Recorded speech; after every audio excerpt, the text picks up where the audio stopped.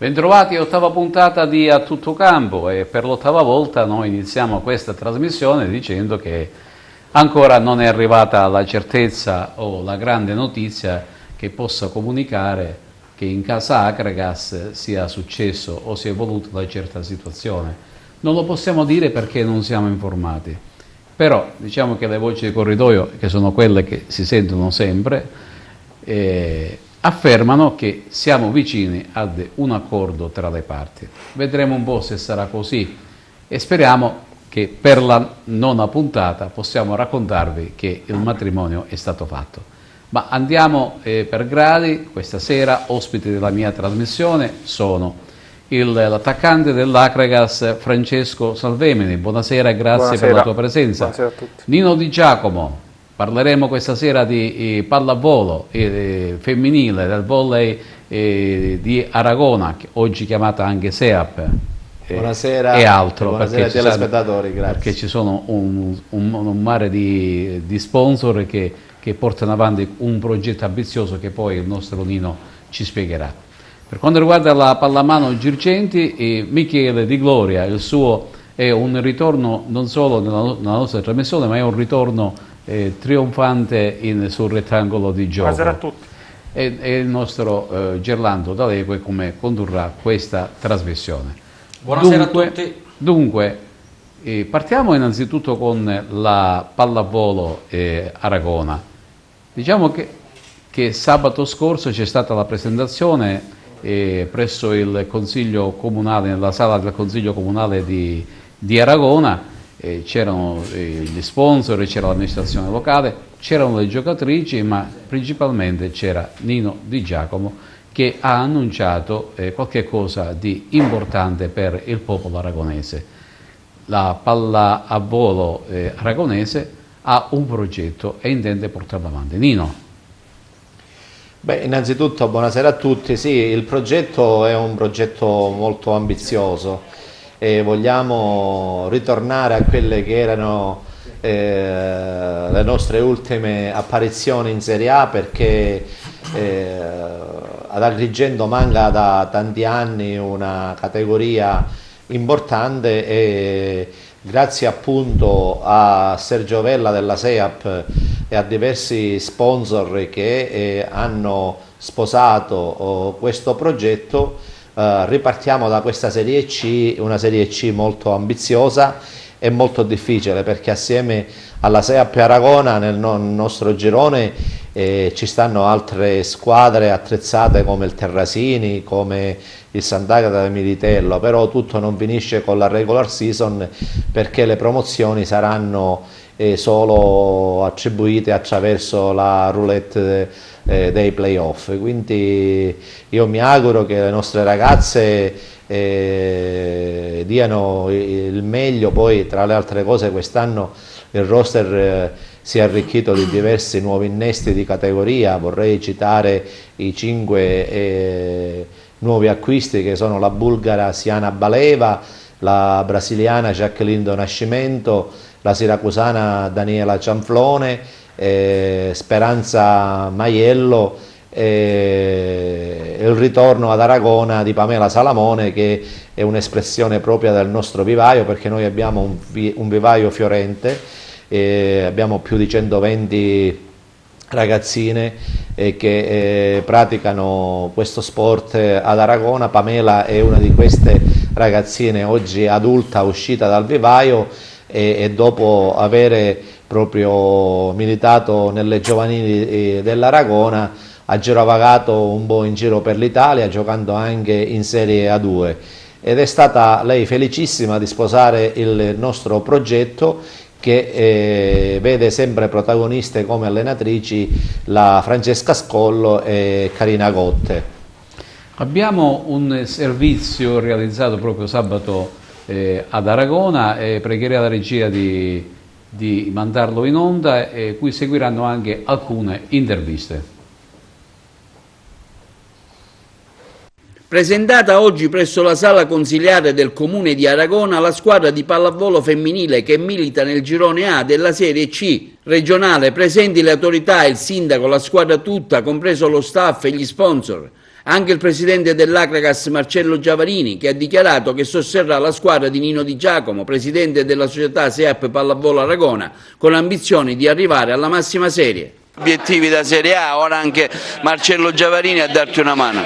Sì, io ringrazio Marcello che vuole condividere con me questo percorso. È uno sport, la pallavolo, che ti soddisfa perché è uno sport molto sano, quindi tranquillo, e noi siamo qua per portare avanti questo progetto in maniera proprio sobria. Io sono convinto che quest'anno la squadra è stata allestita per fare il salto di qualità e puntiamo a vincere il campionato e anche la Coppa Sicilia. È un progetto, come hai detto tu, ambizioso, ma che il campo poi darà il responso finale, e io mi auguro che questo ci si avvicini più alle nostre aspettative. Marcello, sosterrai la squadra?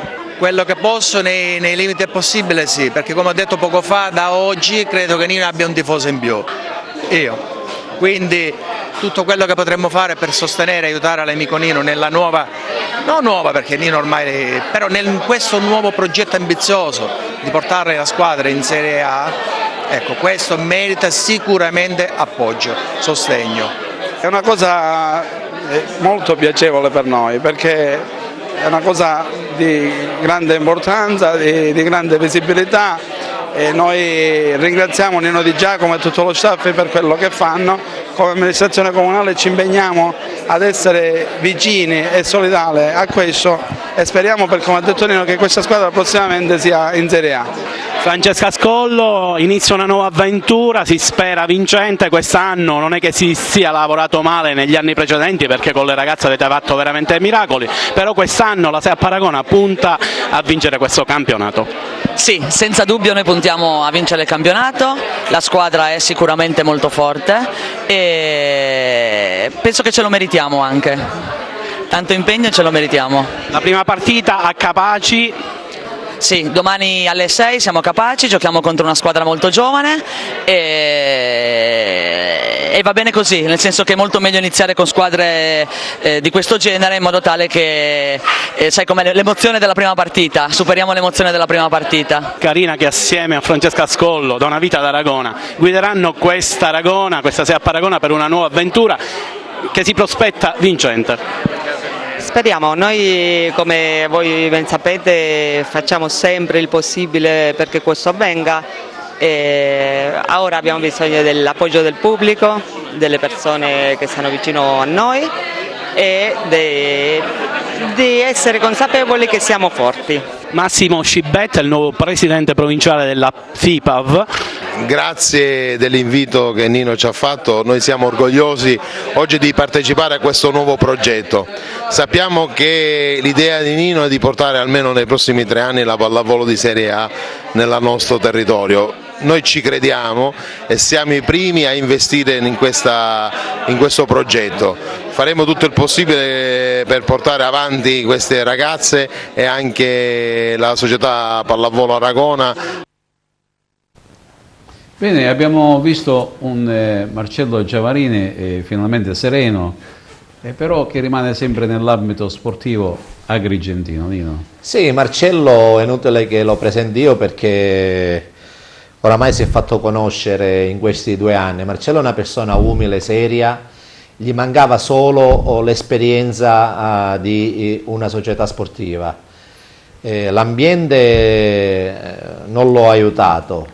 Non l'ho aiutato perché sicuramente ha perso un vero finanziatore, perché io seguo l'Agragas da una vita e l'Agragas in questi anni è andata avanti solo con il sostegno della politica, perché la politica aiutava tantissimo lo sport, perché l'economia girava, le imprese erano fiorenti e di conseguenza a turno l'Agragas veniva finanziata dai facoltosi del tempo, ma un finanziatore vero e proprio non c'è mai stato.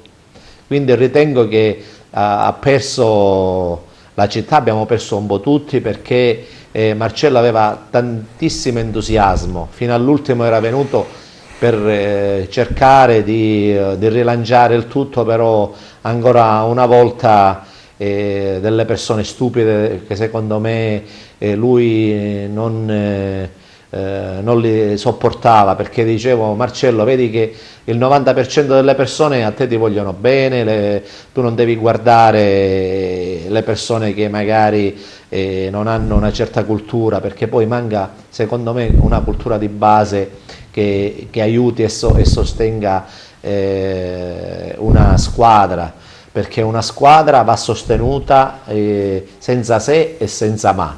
Le critiche ci debbono stare, per carità, ma debbono essere sempre costruttive. Il Benevento è l'ultimo in classifica e vedo in televisione che ha sempre lo stadio pieno. Qua invece vogliamo la botte piena e la moglie ubriaca. Ce lamentiamo, però poi in questo anno e mezzo che sono stato nell'Agragas ho potuto notare questo: c'è molte critiche, però poi alla fine della fiera sempre si ci perdeva dietro a critiche, se la squadra, se di qua. Quest'anno ho visto che le critiche erano state subito negative perché c'era un manipolo di giovani, poi questi giovani, quando hanno dimostrato che sanno giocare a calcio. Io, vivendo a Palermo, quest'anno mi sono visto tutte le partite infrasettimanali del Palermo e vi devo dire onestamente che i nostri ragazzi giocano a pallone meglio del Palermo, perché in Serie B c'è un livello che non è per niente soddisfacente. Qua abbiamo ci sono dei moduli abbastanza diversi, però ecco qua io ho visto sempre in TV le nostre partite e mi piace vedere come gioca la nostra Agragas, quindi bisogna avere solo fiducia e poi magari all'ultimo esprimere il giudizio. Qua invece noi prima ci fasciamo la testa e poi diciamo: mi sono rotto la testa, ed è un male, perché non è un metodo giusto per sostenere una squadra. Come sta vivendo lo spogliatoio questo momento un po' particolare della società? Allora, buonasera a tutti. Allora, sicuramente non è un momento facile per noi, perché veniamo da 2 sconfitte di fila, abbiamo perso con la Sicuela Leonzio, dove non abbiamo giocato magari come a inizio stagione. Però sicuramente lo spogliatoio è fatto soprattutto di uomini. Bravo. E penso che sicuramente tutti insieme, ovviamente con l'aiuto di tutti, riusciremo a venirne fuori da questa situazione, come già è successo l'anno scorso. Anche in questo periodo si parlava delle stesse cose. Però poi ne siamo venuti fuori alla grande, ci siamo salvati ai play-out contro il Melfi. Quindi io penso che bisogna stare tranquilli e mantenere la calma, perché ne verremo fuori. Tu pensi che questo nervosismo che si è visto contro la Sicuela Leonzio sia dovuto anche a questo fatto societario? No, io penso di no, perché a noi delle cose societarie sinceramente noi pensiamo al nostro, pensiamo al campo, pensiamo ad allenarci, andare in campo il sabato e la domenica. Quello che avviene in società a noi ci riguarda, però non ci intacca più di tanto, quindi io penso di no. Gerlando, intanto la classifica è peggiorata perché le sconfitte consecutive portano ad aggravare la situazione in classifica. Anche se ancora non siamo proprio giù, ma però siamo a 2 punti dall'ultima in classifica, quindi sì, bisogna... La classifica si sta accorciando, a dire il vero non solo l'Agragas ha avuto una debacle, ma anche il Bisceglie, che vi ricordo era partita veramente bene, e adesso tutte e 2 le squadre si trovano tra la 13ª e la 15ª posizione, ma è risalito il Racing Fondi, che ha inanellato un paio di vittorie di fila che lo hanno poi portato a pari punti con l'Agragas. Basta poco, bastano un paio di risultati. Quello che fa temere un po', ne parlavamo anche con Francesco mentre scendevamo, il fatto che ci sono 2 squadre alle spalle dell'Agragas, che sono Casertana e Cosenza, che certamente per gli organici e le rose saranno destinate prima o poi ad uscire dal momento di crisi che li sta avvolgendo, e quindi ritengo che alla fine possano superare l'Agragas, qualora noi non dovremmo ricominciare a fare non solo il bel gioco ma anche ottenere risultati. Ci sono state nelle ultime 2 gare, non sono arrivate solo dei risultati negativi, ma c'è stata un'involuzione nel gioco. Abbiamo avuto la settimana scorsa ospite Lorenzo Longo, che ci ha spiegato anche lui come secondo lui, e anche secondo noi, perché comunque è opinione condivisa questa, il fatto di giocare sempre in trasferta alla lunga stia diventando un problema serio per i giocatori, per la società, perché per la società può essere un problema economico, ma per i giocatori il fatto di giocare sempre in trasferta, ogni volta, ogni pre-partita, mettersi sul pullman e partire, anche quando giochi in casa, psicologicamente diventa veramente pesante anche da accettare. È chiaro che poi quando scendono in campo dimenticano tutte queste cose, perché la transagonistica, la preparazione della partita, il fischio dell'arbitro, gli avversari e il gioco in se stesso della gara, l'adrenalina ti fanno scordare che stai giocando sempre in trasferta. Però quando tu non puoi mai contare sull'appoggio del tuo pubblico che ti sostiene nei momenti di difficoltà, è chiaro che in quei momenti viene a mancare l'apporto decisivo che ti fa cambiare quel momento negativo in gara in un momento positivo. Vogliamo leggere un po' i risultati che sono maturati in questa giornata e poi la classifica? È chiaro, si giocava l'11ª giornata, vediamo se anche la regia può mettere il contributo per i nostri telespettatori. Paganese Monopoli 0-1, Sicula Leonzio Akragas 2-0, Siracusa Virtus Francavilla 1-0, Bisceglie Trapani 0-3, Catanzaro Andria 0-0, Juve Stabia Rende 1-0, Fondi Casertana 0-0, Regina Catania 2-1, Lecce Cosenza 1-0. È chiaro che, vi dicevo, il Cosenza perde in casa della capolista Lecce, il Catania non riesce a vincere a Reggio Calabria, Catania che viene da 2 sconfitte consecutive, ha perso 15 giorni fa con la Sicula Leonzio il derby allo Stadio Massimino proprio in casa, e adesso perde in riva allo Stretto con la Regina per 2-1, quindi già contemporaneamente deve cedere 6 punti alla capolista Lecce. Sotto Fondi e Casertana, dicevo, un pareggio che fa salire, fa guadagnare un punto ad entrambe rispetto all'Akragas, fa sorpresa ancora il Monopoli che come vedremo tra un po' in classifica ritorna dalle parti altissime con questa vittoria a Pagani, Paganese in crisi tanto quanto lo può essere la nostra formazione, e la Fidelis Sandria che, come vedremo, non va oltre il pareggio in casa del Catanzaro. La classifica dell'11° turno: Lecce con 26 punti più 4 sul Monopoli, più 6 sul Siracusa, e come vi dicevo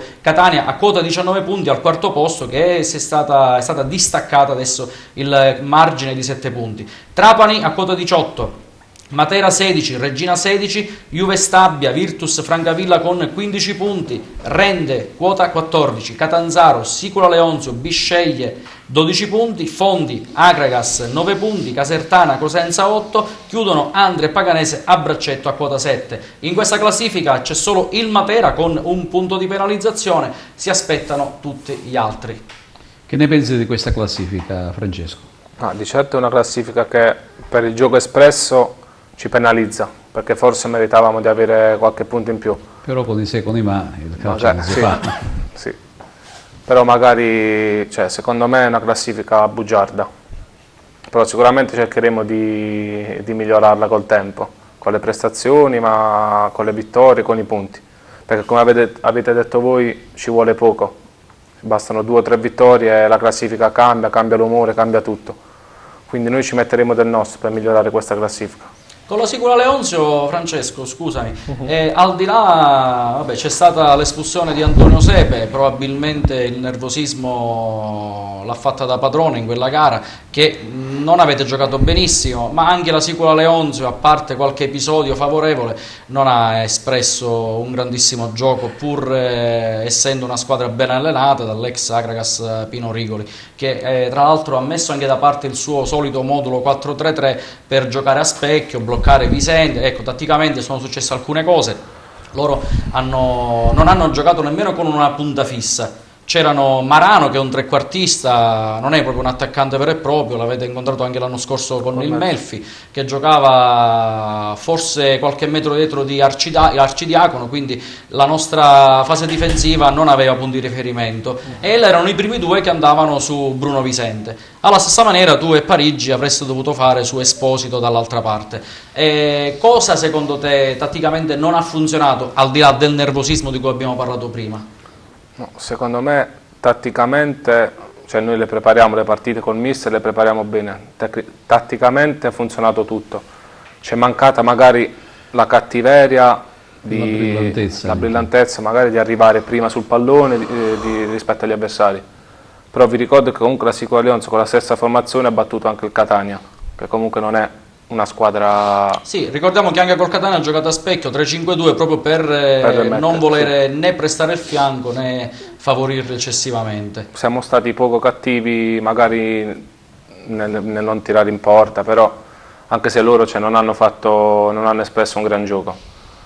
Siamo stati sfortunati, magari poco attenti a prendere gol dopo 8 minuti e questo sicuramente con una squadra che loro praticamente hanno giocato 11 tutti dietro la palla nella metà campo. Ti aspettano tutti, prendere gol dopo 8 minuti non è facile, magari puoi andare a riprendere la partita.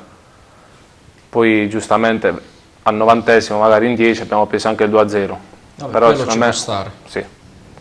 Però c'è mancato un pizzico di cattiveria, magari nel crederci di pareggiarla e di vincerla anche. Avete trovato nello spogliatoio tra le parole con il tecnico, insomma ieri avete ricominciato la settimana e credo che era inevitabile parlare un po' di questa situazione. Secondo voi in quello che vi siete detti la soluzione è facilmente raggiungibile oppure pensate che ci sia un ostacolo troppo grosso da superare? No, secondo me è una situazione abbastanza risolvibile e anche in fretta, perché ci siamo guardati tutti negli occhi e tutti la pensiamo allo stesso modo. Quindi dobbiamo pedalare come sappiamo fare e rimetterci in corsa, perché il nostro obiettivo è la salvezza, secondo me la raggiungiamo, quindi dobbiamo ripartire al più presto per non perdere magari tanti punti rispetto agli altri. Prima di passare alla seconda parte della trasmissione, quindi alla pubblicità, io inviterei la regia di mandare in onda una piccola intervista fatta con Marcello Giavarini, per capire se si tratta di un addio all'Acragas, poi ci aiuterà anche a capirlo pure Nino Di Giacomo, oppure un arrivederci. Vediamo un po'.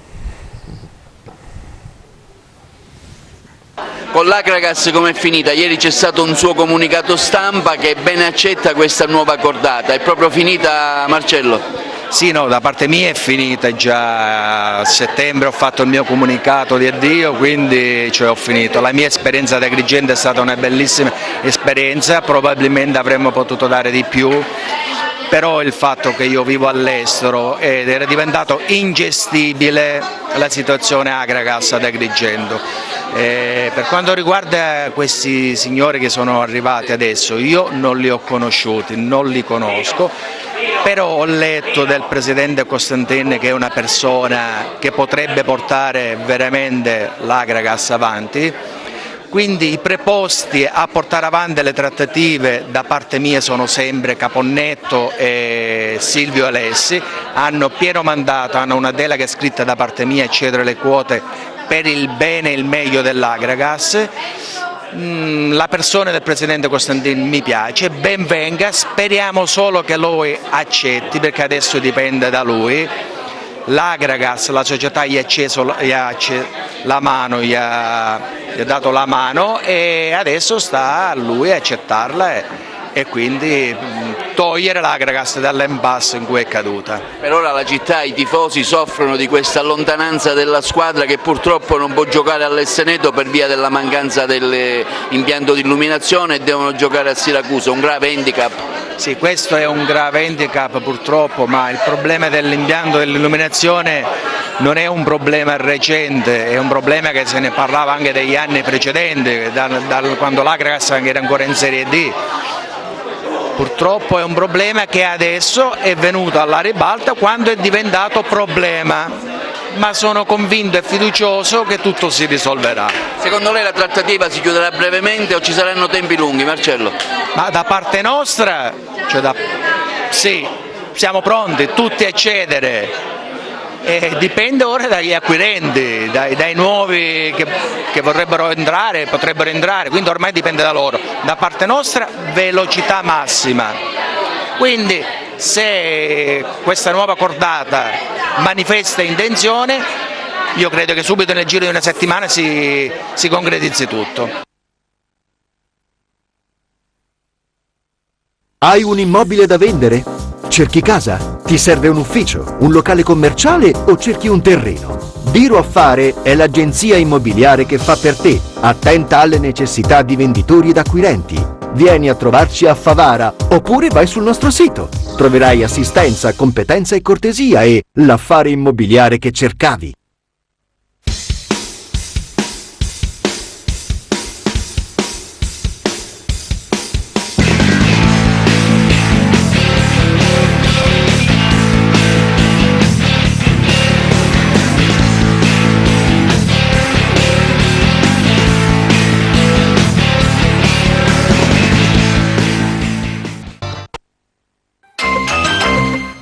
Per la tua pubblicità in Sicilia su TVA LCN 92 chiama il 337 96 5560. E allora abbiamo seguito questa intervista di Arturo Candella con, non sappiamo se definirlo ex o ancora presidente dell'Acragas. Intanto non ci sono carte firmate, per cui intanto ancora lui è il presidente continuiamo a dell'Acragas. chiamarlo sempre presidente. Ecco, però vorremmo capire se si tratta effettivamente, Nino, di un addio o di un arrivederci. Ma guarda, da quello che posso capire io, naturalmente parlo solo ed esclusivamente a titolo personale, quindi che nessuno fraintenda o deformi quello che sto per dire. Cioè, Marcello è ancora innamorato dell'Acragas, tant'è vero che è tentato da prendere un'altra società. Sempre di calcio? Di calcio. Quindi è innamorato del calcio, non dell'Acragas? Come? No, è innamorato sempre dell'Acragas, per carità, cioè dire, non è che si possono dimenticare.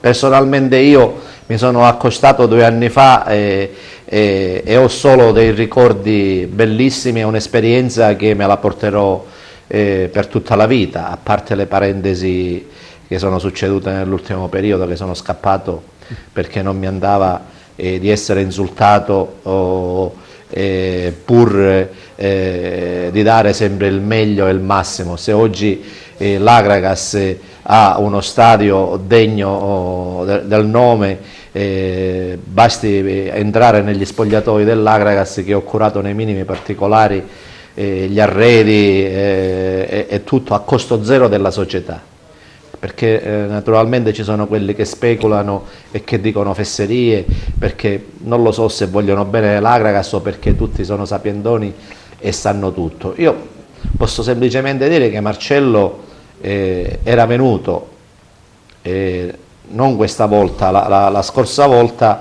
per rilanciare l'Acragas. Addirittura mi aveva fatto prenotare una camera per un nome importante del mondo sportivo, che lo voleva portare qua a fare il direttore tecnico, non so, quello che gestisce il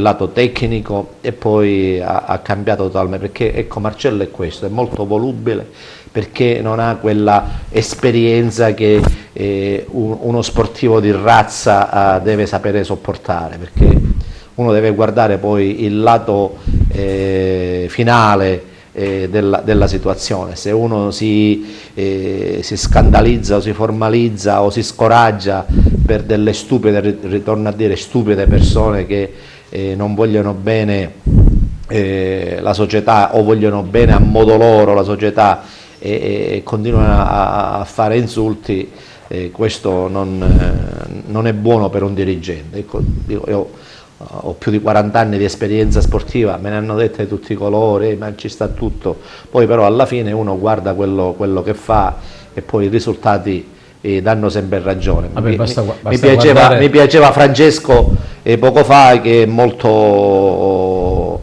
solido, sicuro, noi siamo qua, ci crediamo, ecco, questo è l'umore che ci deve essere a ogni componente di una società sportiva.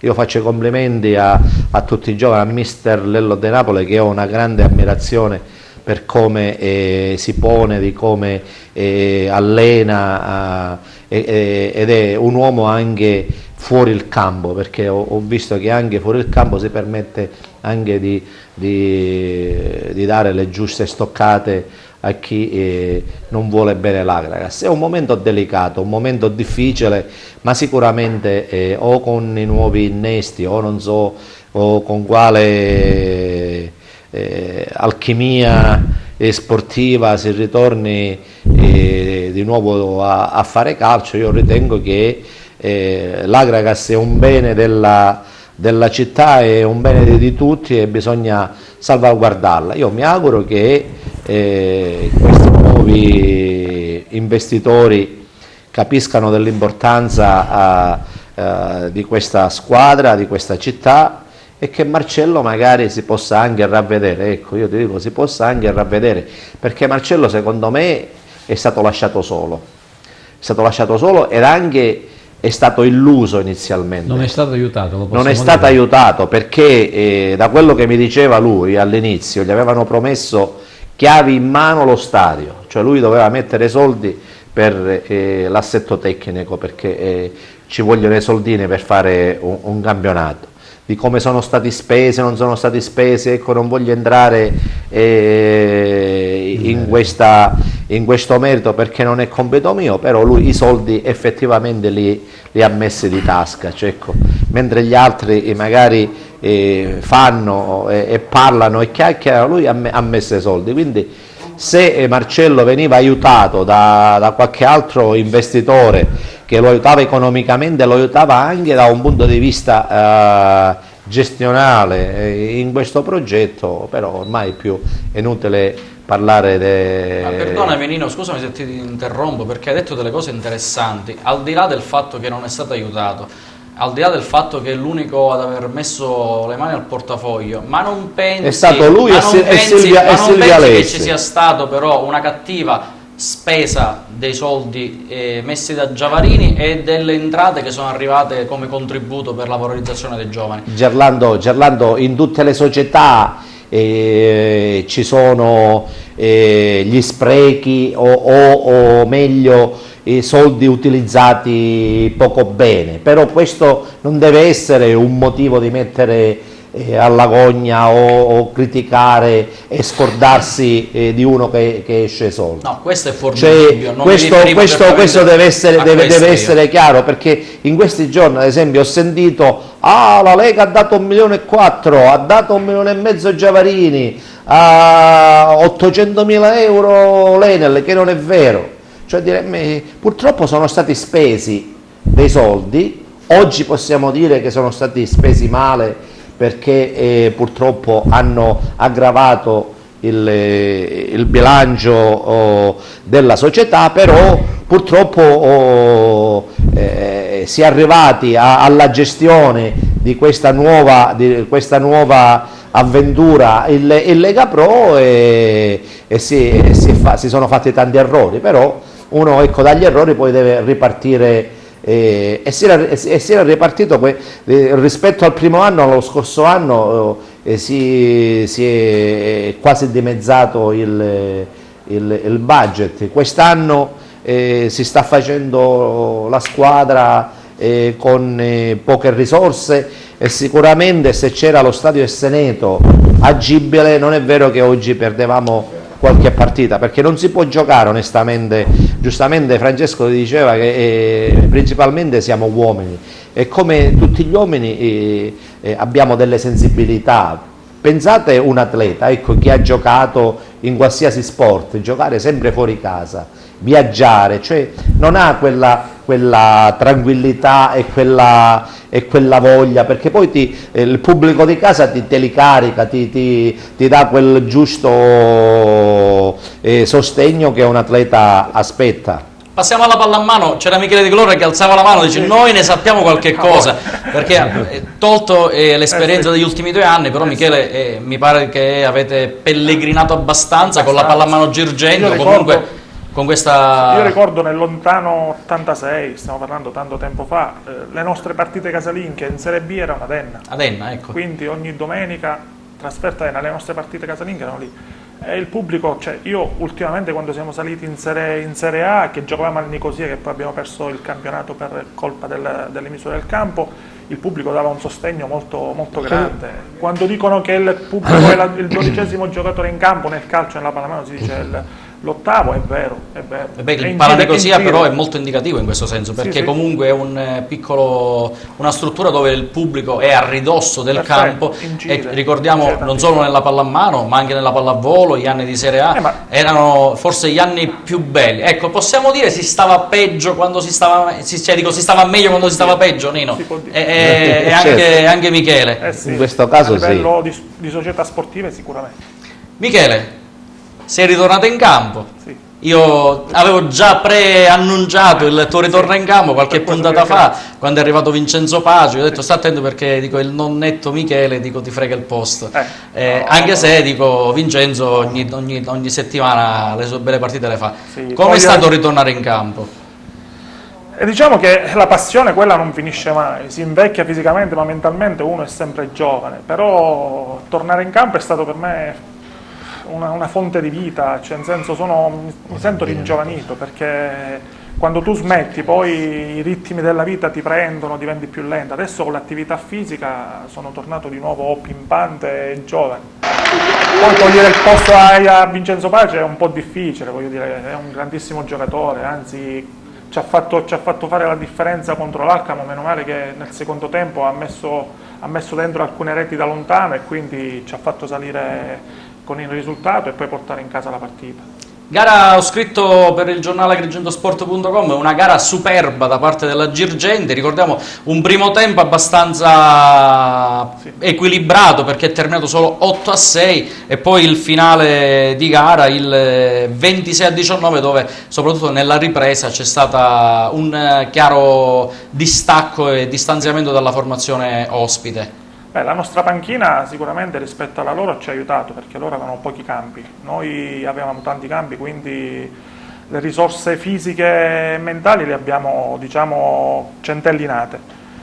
Indubbiamente la partita è stata, come hai detto tu, il risultato 8-6 al primo tempo, già subire nella pallamano 6 gol già è come una vittoria. È chiaro. Infatti la partita d'Enna, dove abbiamo subito il primo tempo 8 gol, poi l'abbiamo portata a casa. Mentre le altre due partite contro il Crotone abbiamo subito 36 gol alla fine, e contro il Marsala già il primo tempo abbiamo regalato un tempo e abbiamo subito 16 gol, e quindi le sconfitte ci stanno. E volevo approfittare proprio della tua presenza, perché è la prima volta che ho un atleta della pallamano da campionato iniziato. Ripercorriamo un secondo queste tappe. Si sono giocate finora 4 partite, 2 le avete vinte e 2 le avete perse. Avete vinto alla prima giornata in trasferta in casa dell'Enna, che era praticamente la società con cui a braccetto avete vinto il campionato, poi con il Chelona in casa, Chelona neo retrocesso dalla Serie A1, però una partita che mi è stato raccontato, io non ero presente, una partita che probabilmente, oltre alla bravura del Chelona, è stata frutto di qualche disattenzione da parte vostra.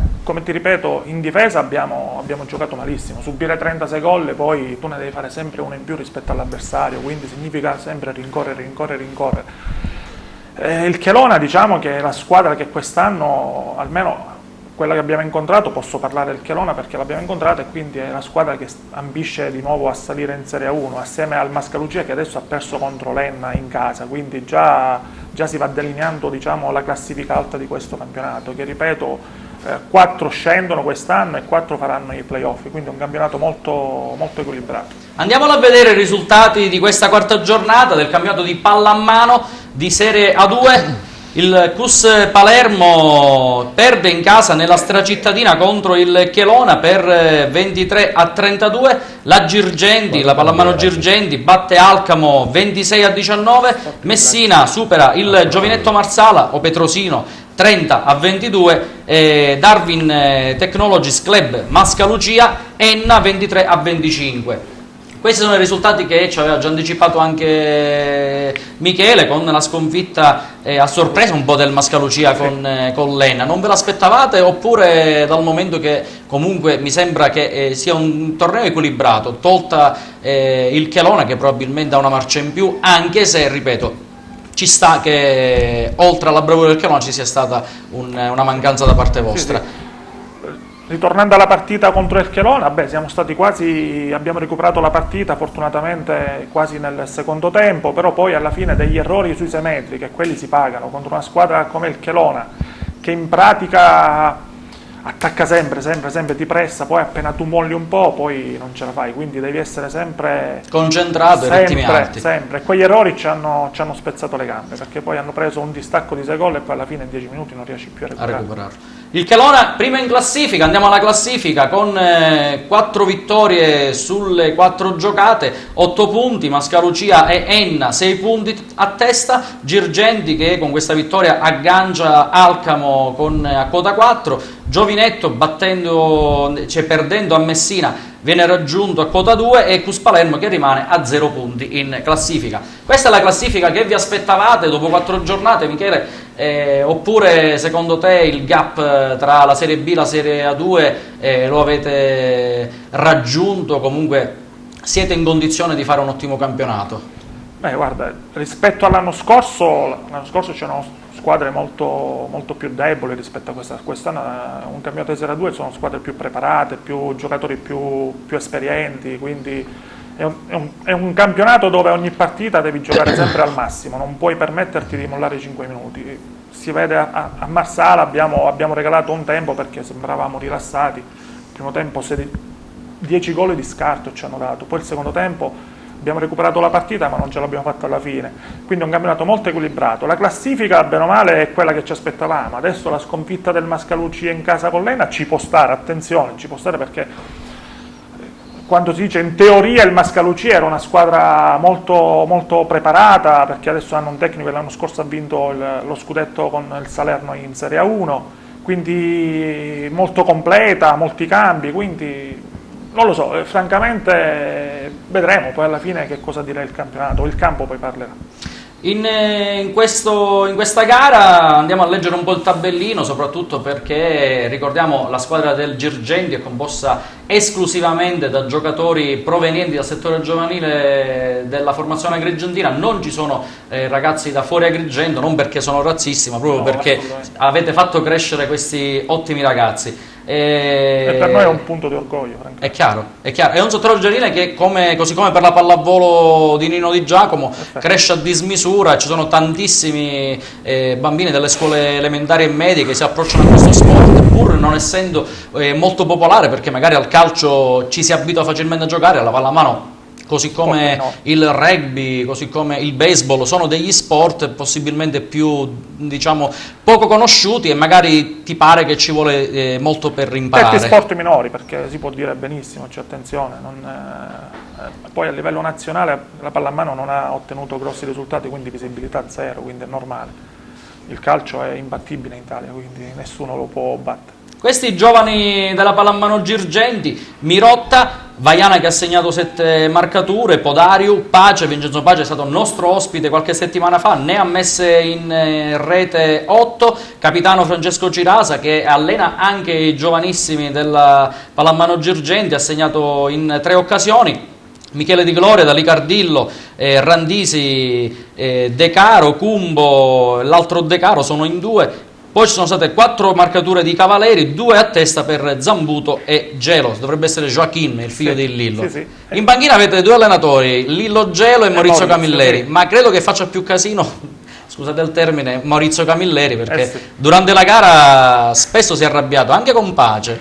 Sì, ma Maurizio ha questo carattere, entra proprio, vorrebbe partecipare al gioco. Secondo me vorrebbe ritornare in campo dopo che ha visto subito, quello tornerebbe subito a giocare in campo, perché la passione, ripeto, la passione per la pallamano per noi è grandissima, quindi magari lui è uno sfogo che ha, perché non potendo tirare, non potendo sfogare fisicamente, magari con la voce scarica il nervosismo.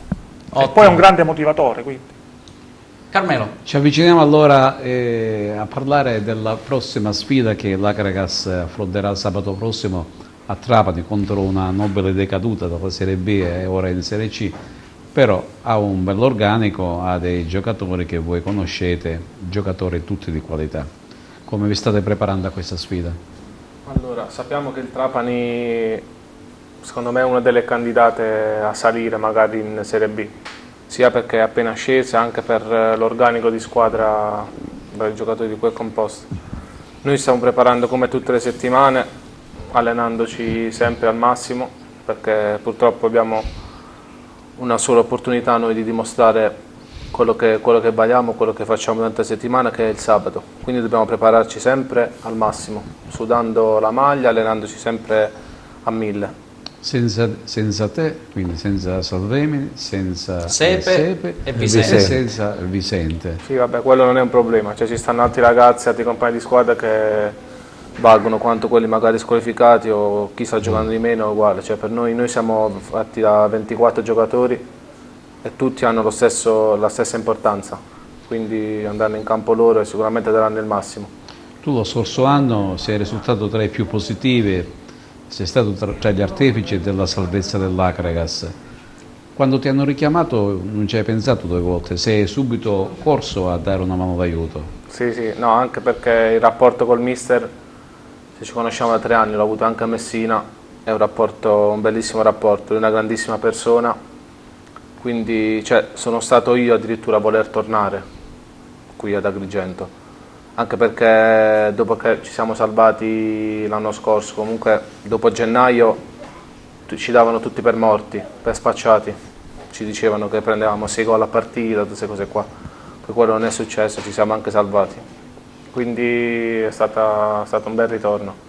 Com'è stata questa preparazione estiva? In fondo eri alla Ternana, sì, assieme al tuo ex capitano Daniele Marino e a Pippo Discione, che magari non sarà stato compagno tuo ma ha giocato qui nell'Akragas e ci ha fatto vedere grandissime cose. Che precampionato è stato? No, è stata una preparazione, sempre preparazione con una squadra di Serie B, però è stata una preparazione normale alla fine. Mi ha fatto piacere ritrovare Daniele Marino, perché è un bravissimo ragazzo, sempre disponibile. Siamo stati insieme fino a quando io sono arrivato qua. Però non è stato sufficiente per farti restare. Nonostante i problemi in Agrigento, il mister diciamo di che Napoli... la possibilità di restare c'era, però ho preferito venire qua. Qua sei protagonista, magari là avresti dovuto dividere il minutaggio con qualche compagno. Sì. Ma è stata in particolar modo la presenza del mister, diciamo. Nino Di Giacomo, avete giocato la prima partita di campionato, un 3-0 in casa del Capaci. Potrebbe essere l'inizio di una ascesa, anche se Nino, poco fa quando abbiamo iniziato a parlare con te, parlavamo del discorso playoff, arrivare primi non è sinonimo di promozione. Ricordiamo il Trabia nella passata stagione sembrava se lo mangiasse questo campionato e quest'anno lo ritroviamo di nuovo ai nastri di partenza perché ai playoff non è andata benissimo. Beh, abbiamo iniziato bene, abbiamo bisogno tantissimo di giocare perché purtroppo squadre competitive ce ne stanno pochissime. Infatti domani andiamo a Palermo a fare un amichevole con una squadra di B2 e di conseguenza l'inizio del 7 è stato un po' travagliato perché ancora gli schemi non erano stati ben registrati, però poi... Li ricordo solo per il pubblico che magari non ha seguito la partita: primo set è terminato 22-25 per l'Aragona e poi i secondi e il terzo un po' più agevoli, il secondo a 12 e il terzo a 10. Sì, come dicevo purtroppo non abbiamo fatto tantissime amichevoli precampionato, quindi ci stiamo preparando perché il nostro vero campionato ce lo giochiamo alla terza proprio di andata, quindi fra 15 giorni andiamo a Terrasini, che è una squadra candidata come la nostra a fare il salto di categoria, perché anche loro hanno allestito il roster con diverse giocatrici provenienti dalle categorie superiori. La settimana successiva poi incontreremo il Sant'Agata, che è anch'essa candidata al salto di categoria, però i passi si fanno settimana dopo settimana. Sabato prossimo giochiamo in casa con l'US Volley Palermo e poi la settimana successiva, come dicevo poc'anzi, ritorneremo in trasferta.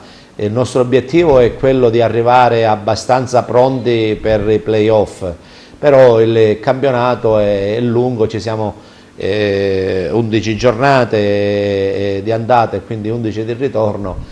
Spero che le ragazze riescano ad acquisire quella giusta mentalità per disputare i playoff, perché come ben hai detto il Trabia l'anno scorso ha ammazzato il nostro girone e poi nei playoff non è riuscito a fare il salto di categoria. Analizzando un po' il roster, hai parlato benissimo di tantissime giocatrici, in cabina di regia ci sarà sempre Karina Gotte, che però ha un anno in più rispetto alla passata stagione, ma mi pare che avete già individuato un'altra giocatrice con cui può alternarsi. Sì, Speranza Maiello proprio l'ho presa perché in prospettiva appunto di questo campionato lungo Karina la sua veneranda età ancora sabato scorso ha dimostrato di che pasta è fatta e secondo me è stata la migliore in campo assieme alla bulgara Baleva.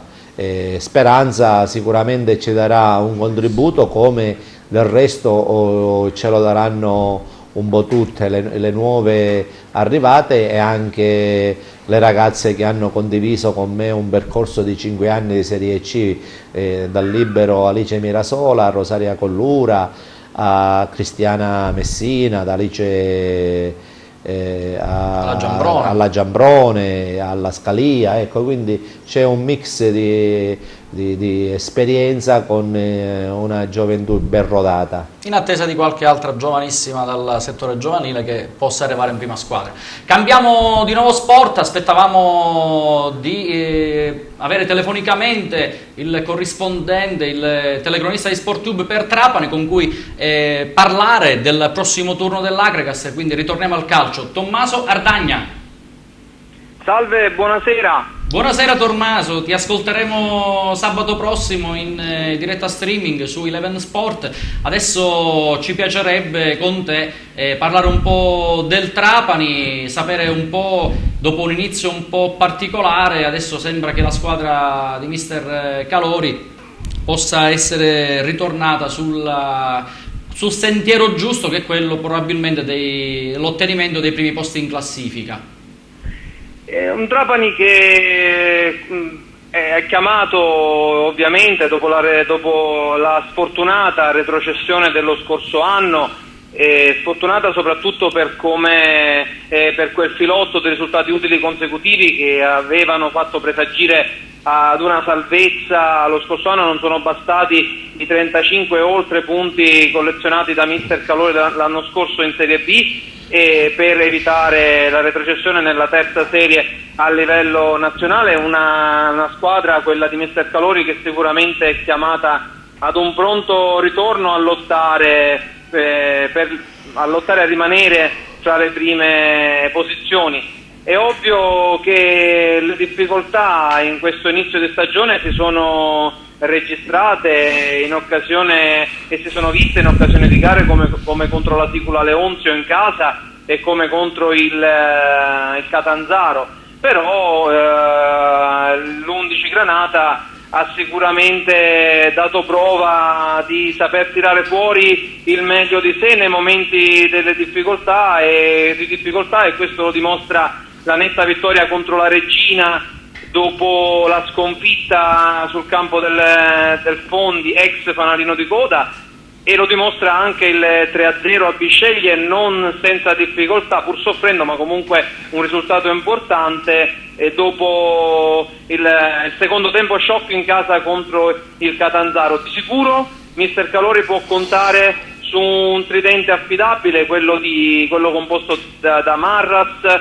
Murano e Reginaldo, che finora cui insieme sono andati in doppia cifra per quanto riguarda l'attacco del Trapani, e anche con un Evacuo che finora è sì partito dalla panchina, però come si è visto anche sabato scorso a Bisceglie, quando chiamato in causa, e anche contro la Regina dove si è reso protagonista con quel grandissimo gol in rovesciata, ci ha dato prova che quando è chiamato in causa Felice Vacuo si ricorda insomma del giocatore di categoria qual è.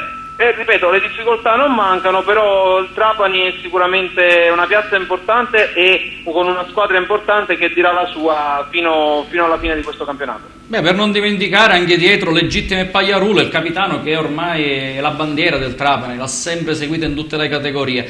Tommaso, mi incuriosiva il fatto, perché io un po' la partita l'ho vista tra Trapani e Catanzaro, il 3-0 del primo tempo e poi la debacle nella ripresa, sembrava un po' di rivivere quel Milan-Liverpool di un po' di anni fa. In verità cos'è accaduto? Forse troppa eccessiva sicurezza di averla già messa in cascina questa gara? È accaduto che nel secondo tempo la squadra di Mister Calori, sembrava essersi abbassata troppo nell'andare in gestione di una partita che ad un certo punto forse consideravano già vinta, e dall'altra parte uno Zanini, Matteo Zanini, centrocampista esterno del Catanzaro, in versione top player, che ha in pratica spaccato la partita con grandissimo gol e assist per Infantino.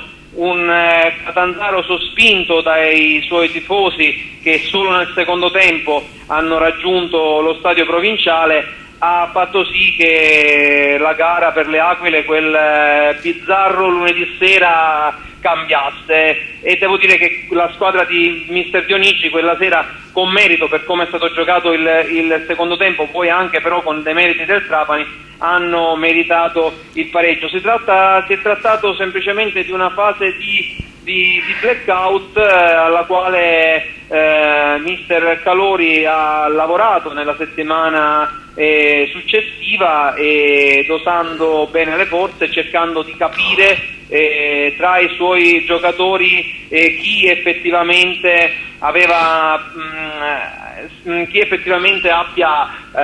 una condizione tale da poter così giocare 90 minuti, in modo tale da dosare le forze, perché in questo campionato di Serie C, anche se si gioca una volta a settimana, ovviamente non è il caso del prossimo turno, perché ce ne sarà un altro ravvicinato. 3 gare in una settimana, ricordiamo, si giocherà giorno 4 e giorno 11, prima ci sarà Trapani Akragas, poi il giorno 7 l'Akragas in casa col Cosenza e il Trapani con il Rende. Ti volevo chiedere un'altra cosa, giusto per dare una completa informazione ai tifosi dell'Akragas. Ti volevo chiedere il modulo con cui il Trapani gioca e se ci puoi anticipare una probabile formazione. Il Mister Calori ci ha abituato a vedere un 4-3-3 d'assalto in queste prime partite, anche se inizialmente lui era conosciuto per un altro tipo di modulo, il 3-4-1-2, utilizzato spesso anche in Serie B. A sorpresa in quel di Bisceglie la scorsa settimana però è sceso in campo con un 3-5-2 che ha visto in una posizione più arretrata Marras rispetto alla sua posizione iniziale di punta pura, un retrocedere dell'ex Spal sull'ala destra, a dar manforte anche alla difesa nel tentativo di recuperare palloni giocabili ripiegando in difesa. E dall'altra parte è stato premiato Rizzo, giovane ex Catania, che in questo inizio di stagione, per quel poco che inizialmente era stato chiamato in campo, ha fatto bene, e che giocando titolare da esterno sulla sinistra ha fatto la differenza ed è stato premiato da titolare in quelle 3-5-2 che per la prima volta è stato impiegato da Calori in questo campionato. Adesso bisogna vedere se questo modulo è stato così costruito, vuoi anche l'infortunio di Taugurdò, che è assente contro il Catanzaro, non è riuscito a recuperare, quindi più che con un regista basso Calori ha preferito giocare con una linea a 5 e con 2, e quindi dare spazio agli esterni, e magari probabilmente è successo per questa partita contro il Bisceglie e nella prossima contro l'Akragas si tornerà ad un 4-3-3 iniziale, con Taugurdò che riprenderà il suo posto, oppure se non dovesse farcela, probabilmente, visto la bontà del risultato, magari quel 3-5-2 sarà un modulo da opporre anche all'Akragas, che comunque sia, insomma, è una squadra da tenere d'occhio. Grazie Tommaso, sei stato veramente esaustivo, buon lavoro e buona telecronaca. Ti ascolteremo sabato. Per non essermi dilungato troppo, io ringrazio per essere stato con voi e ci risentiamo presto, in bocca al lupo per tutto. Un abbraccio, grazie. Buona giornata, buona serata. Francesco, cosa è meglio? Affrontare un avversario col 3-5-2 che finora ci ha portato un poco male nelle ultime gare, o speriamo che rientri Tacordò e il Trapani passa al 4-3-3? Ma non lo so, cioè alla fine il modulo conta poco, conta quello che ci metti in campo per affrontare la squadra, più che affrontare il modulo. Giusta osservazione. Ma il calcio è attenzionato non solo dai signori uomini ma anche dalle ragazze, e dopo tantissimo tempo Licata si sono organizzati e hanno fondato una squadra di calcio femminile. Noi c'eravamo, abbiamo fatto un servizio perché c'è stata la presentazione di questa squadra e qui seguiranno anche alcune interviste. La regia può mandare in onda questo servizio su calcio femminile. E Sara, 2 giocatrici del Licata Calcio Santa Sofia, che quest'anno parteciperà al campionato di calcio a 11 femminile regionale di Serie C. Come vanno le cose? Come vi state divertendo? Che squadra state formando? Allora, abbiamo iniziato questo progetto circa un mese fa e stiamo lavorando per fare bene con la collaborazione della Santa Sofia e Licata Calcio. Parteciperemo a questo campionato FIGC di Serie C, speriamo di farvi divertire, di fare bene, soprattutto di divertirci, perché questo in primis nasciamo per questo motivo, per divertirci e di portare in alto il nome della nostra città e dell'intera provincia. Lucrezia è di Licata, quindi? Sì, sono dedicata e quindi lo farò soprattutto per la mia città. Daremo il meglio per la nostra città, ma anche per la provincia intera. Sara, invece, di dove sei? Io vengo da Agrigento, San Leone. Come va qui a Licata? Come ti trovi con le ragazze, con le tue compagne?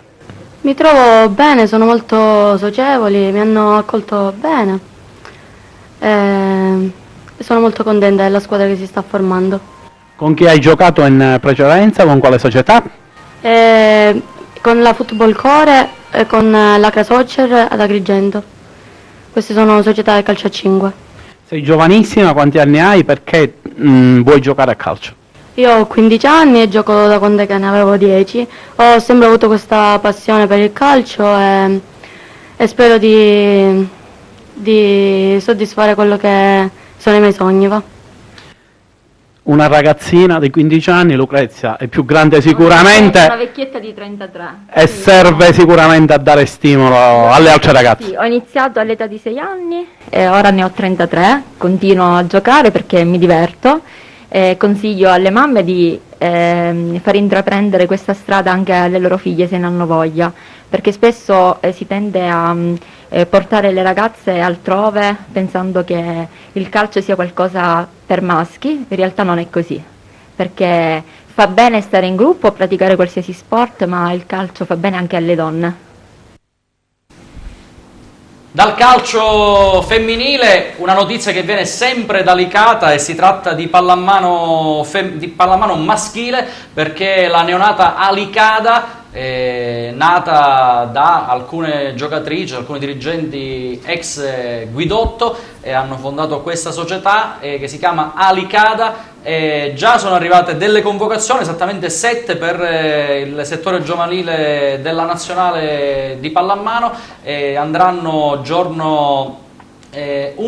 giorno 5 novembre al Palasport di Regalbuto, dove sosterranno questo stage con la nazionale. Torniamo a casa nostra, ad Agrigento. Si è giocata la 5ª giornata nel campionato di pallacanestro di Serie A2 a Ovest. La pallacanestro, la Fortitudo Moncada, stavolta ha dovuto soccombere in casa dell'attuale capolista Casale. Andiamo a leggere un po' i risultati.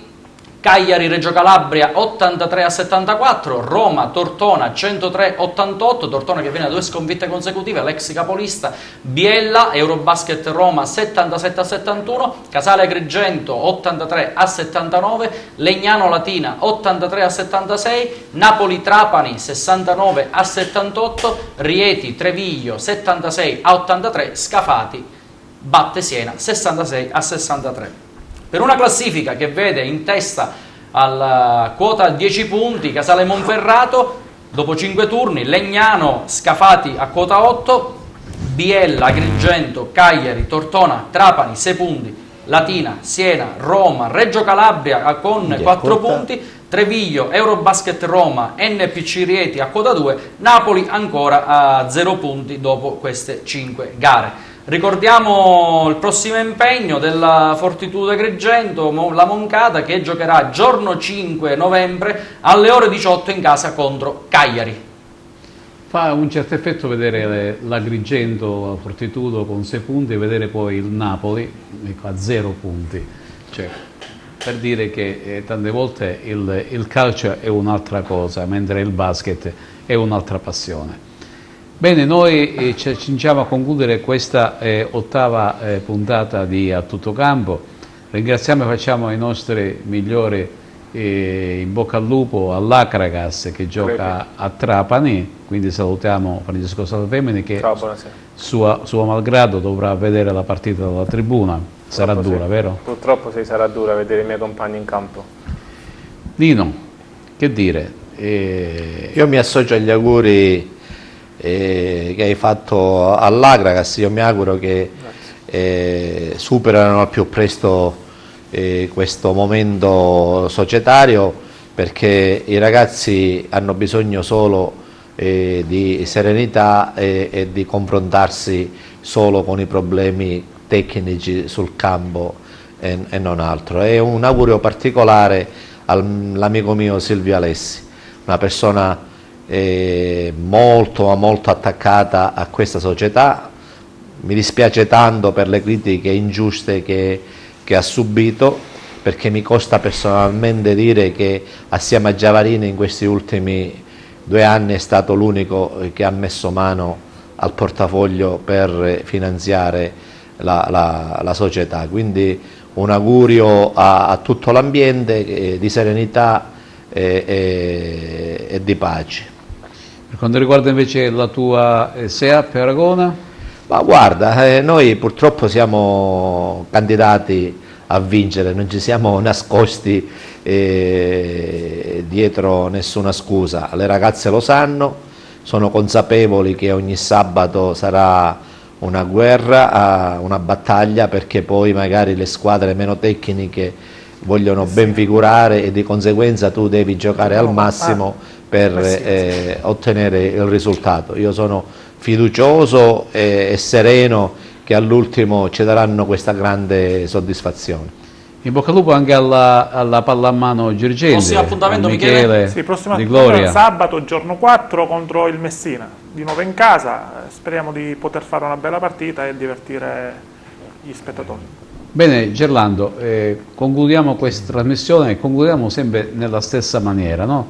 Speriamo che la prossima volta possiamo portare o avere delle novità importanti per quanto riguarda non solo l'Acragas per il famoso discorso dell'impianto di illuminazione, ma anche per il passaggio di società, ma anche per le altre squadre che si stanno comportando anche bene. La Fortitudo Moncada è una squadra fatta di giovani come l'Acragas, sta dando delle grandi soddisfazioni.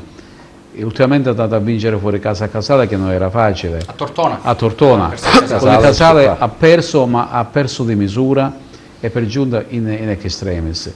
Quindi quando c'è la voglia veramente di scendere in campo in una certa maniera, certi risultati si possono sicuramente raggiungere. Grazie per la cortesa attenzione e ci rivedremo in occasione della prossima puntata, la 9ª. Arrivederci. Grazie, buonasera. Buonasera a tutti. Buonasera.